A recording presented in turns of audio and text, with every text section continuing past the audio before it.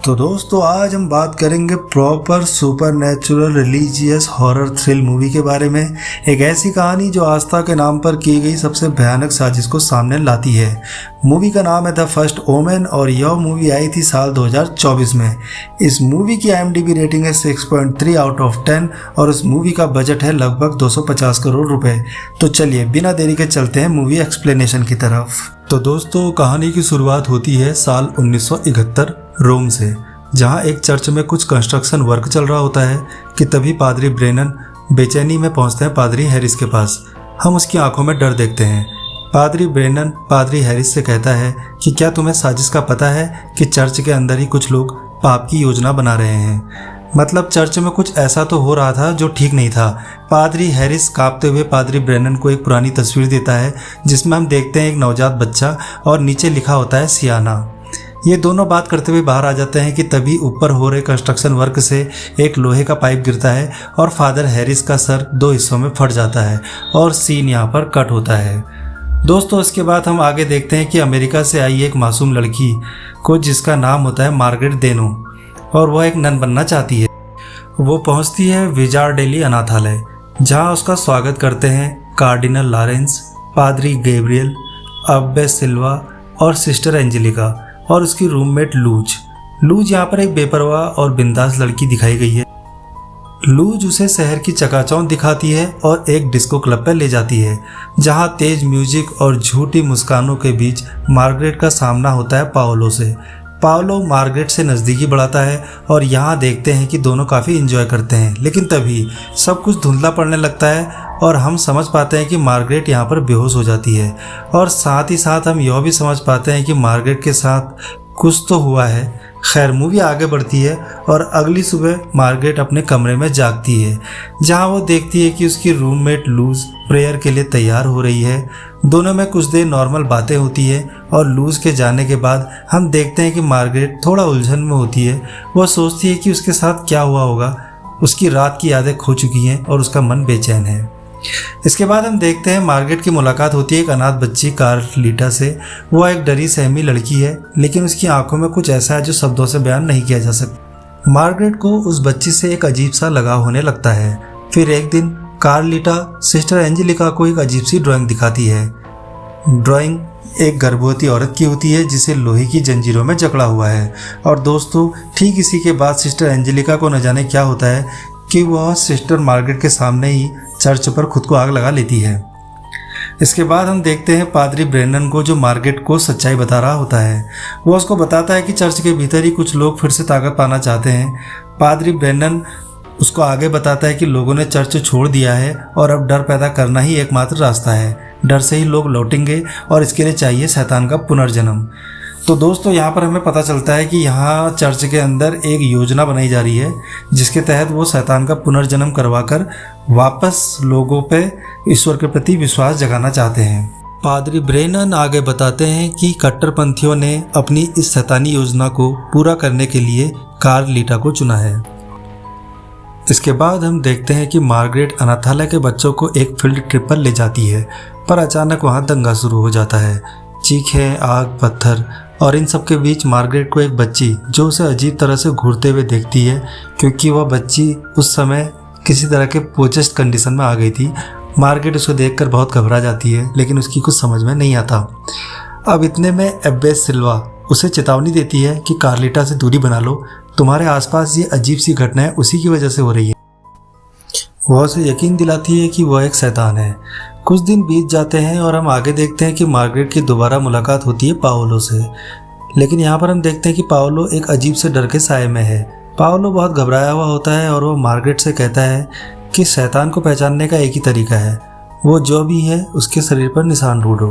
वह उसे इतना बता ही रहा होता है कि तभी एक ट्रक तेजी से आता है और पाओलो के शरीर को कुचल देता है। मार्गरेट की आंखों के सामने एक और सच खून बनकर बिखर जाता है। मार्गरेट अब काफ़ी डर जाती है।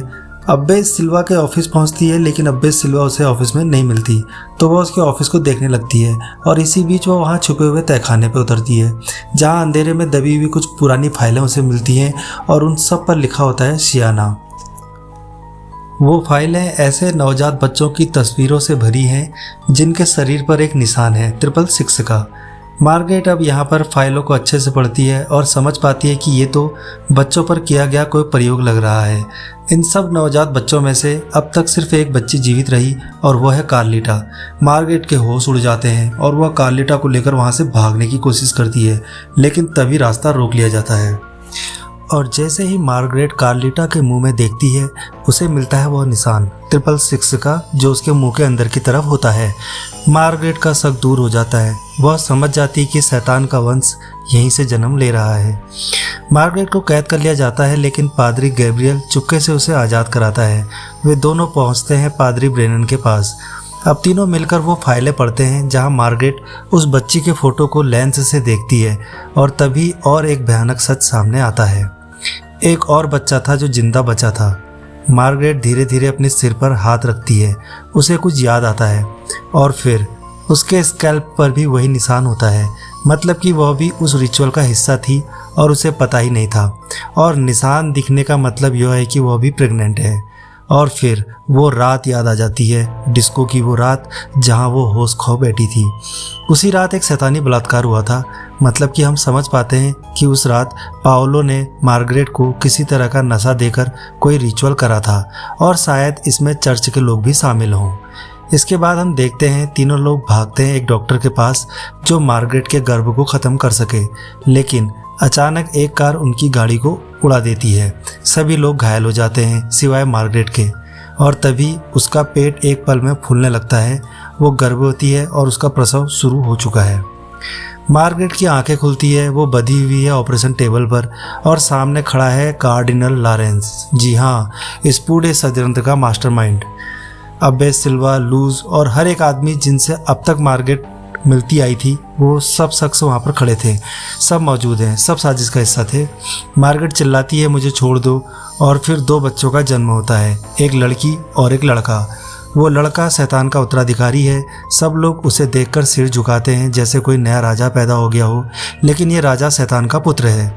इसी बीच मार्गरेट खुद को छुड़ाती है और कार्डिनल लॉरेंस को चाकू घोंप देती है, लेकिन अपने ही पुत्र को मारने का साहस नहीं कर पाती।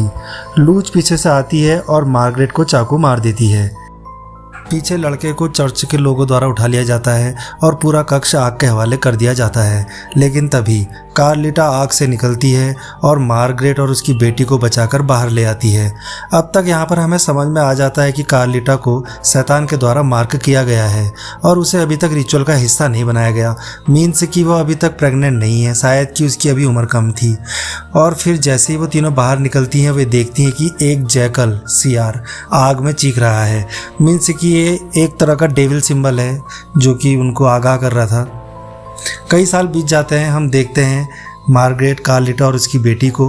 अब वह पहाड़ों में एक सुरक्षित जीवन बिता रहे हैं, लेकिन एक दिन पादरी बेनन फिर वहां आता है। मार्गरेट उससे चले जाने के लिए कहती है, पर पादरी बेनन उसको बताता है कि वो लड़का बड़ा हो रहा है और उसे नाम दिया गया है डेमियन, और अब वह तुम्हें ढूंढ रहा है। और कट, यहीं पर मूवी ख़त्म हो जाती है। इस मूवी का एक इंटरेस्टिंग फैक्ट यह है कि इसकी कहानी साल 1971 में शुरू होती है और साल 1976 में ख़त्म होती है।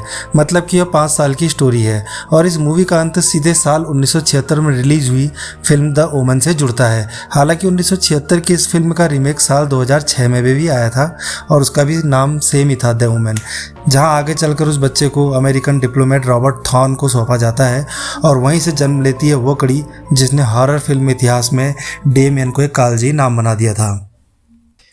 तो दोस्तों, ये थी आज की वीडियो। आप लोगों को ये वीडियो कैसी लगी कमेंट में ज़रूर बताना। स्टे ट्यून विद अस, मिलते हैं अगली वीडियो में। तब तक के लिए बाय बाय।